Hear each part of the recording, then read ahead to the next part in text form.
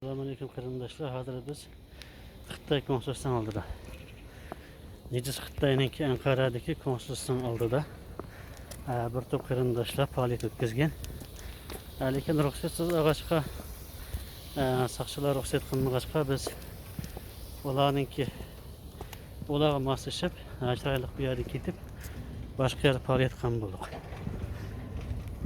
Eng muhimi Xitoyga qarshi mesajimizni berdik.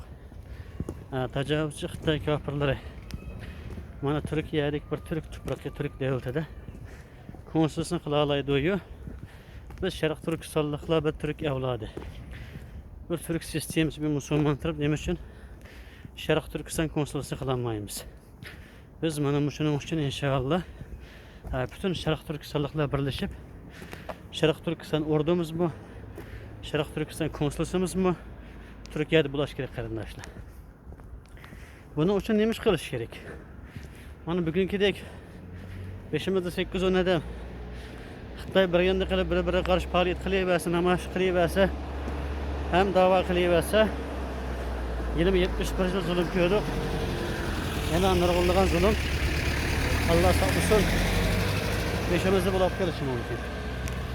Shuning uchun biz xalq saylami qilib, Alloh nasib qilsa, bir liderni xalqimiz saylab xuddi vatanda Xitoylik kommunistlar o'zini o'zi saylagandek bu yerda o'zini saylaganlardan keyindan mangmay xalqimiz o'zimiz saylab shu saylagan kishini keyindan manga vaqtimizda andan Turkiya uni e'tirof qilib Turkiya davlati destek verib konsulsiyamiz bo'ldi.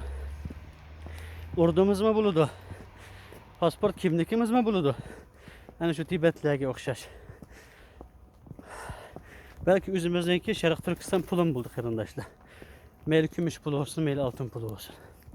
Şunun için vatanımız Sharq Turkistonning mustaqillik uchun boshlaydigan bir lider olsa, hatta vatanımız Sharq Turkistonning mustaqilligi baldı qo'limizga keldi. Shuning uchun hammaylik kuch chiqaraylik. Assalomu alaykum.